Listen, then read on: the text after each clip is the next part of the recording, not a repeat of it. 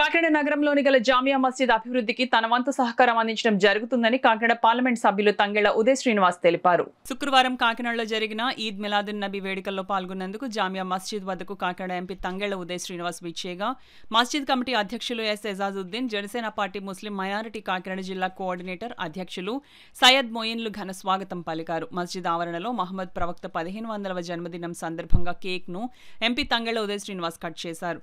ఈ సందర్భంగా ఈద్ మిలాదున్ నబీ విశిష్టతను మస్జిద్ కమిటీ అధ్యక్షులు ఎజాజుద్దీన్ ఎంపీకి వివరించారు. ఈ సందర్భంగా ఎంపీ మాట్లాడుతూ కాకినాడ పార్లమెంట్లో గల ముస్లింలందరికీ ఈద్ మిలాదున్ నబీ శుభాకాంక్షలు తెలిపారు.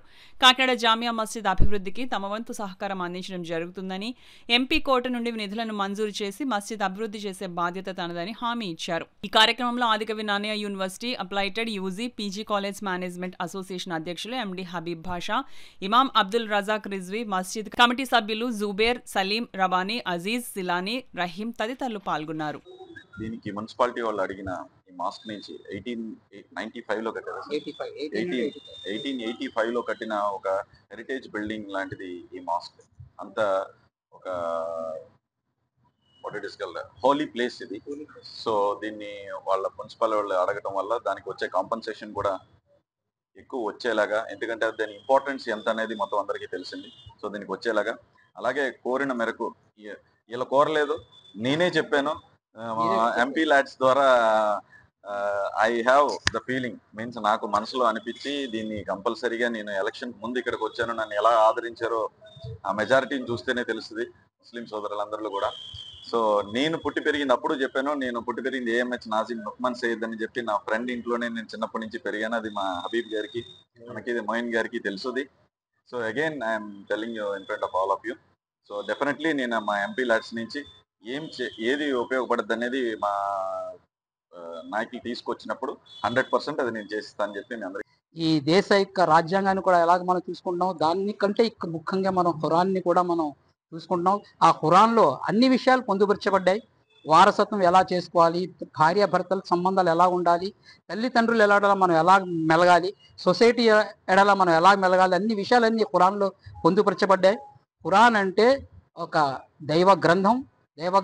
ముస్లిమ్స్ అందరికీ, ప్రజానీకాన్ని అందరికీ అదొక సందేశం ఇచ్చిన పుస్తకం. అలాంటి వ్యక్తి మన ప్రాఫెట్ ముహమ్మద్ యొక్క జన్మదినోత్సవం మనం ఈరోజు జరుపుకుంటాం. చాలా పర్వదినం. ఆ పర్వదినాన్ని మనం పురస్కరించుకొని మన ఎంపీ గారైన ఉదయ్ శ్రీనివాస్ గారిని కూడా ఇక్కడ రమ్మని కోరడం, ఆయన మా కోరికను మన్నించి ఇక్కడ రావడం, మా మీద ప్రేమతో రావడం జరిగింది.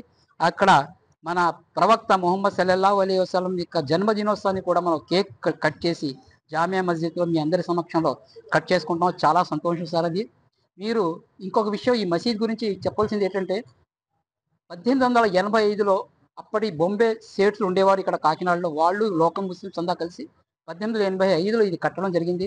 చూస్తున్నారు మీరు పైన ఎంత ఓల్డ్ అయిపోయిందో. దీన్ని ఇప్పుడు ఇంతవరకు మున్సిపాలిటీ వారు ఇంతవరకు అడిగారు మాకు, వాళ్ళు తీసుకుంటారు. వాళ్ళు తీసుకుంటే వాళ్ళు దాని మీద వచ్చే మన కాంపన్సేషన్ రావాలి మనకి. అది కూడా మీరు మీ యొక్క ఇన్ఫ్లుయెన్స్ ఉపయోగించి మంచి కాంపన్సేషన్ వచ్చేలా చూడండి.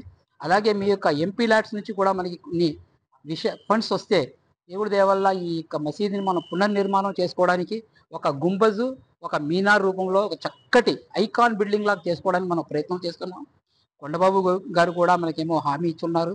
తమరు లాంటి వారు కూడా యంగ్ ఎంపీ మీరు, మాకు మీ నుండి కూడా మనం ఇక్కడ మంచి సహాయాన్ని అడుగుతున్నాం సార్. అది మీరు తప్పకుండా మాకు సహాయం చేస్తారని చెప్పేసి దేవుడి ముందు మనం మోకరిల్లి మిమ్మల్ని సహాయం అడుగుతున్నాం.